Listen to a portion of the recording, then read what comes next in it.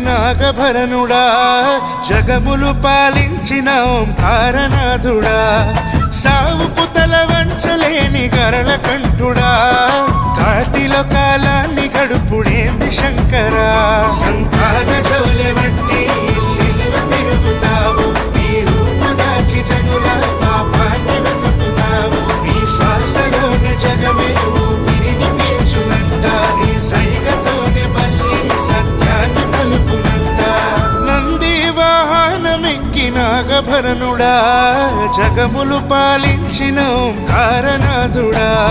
సావుకు తల వంచలేని గరళ కంఠుడా కాటిలో కాలాన్ని గడుపుడేంది శంకరా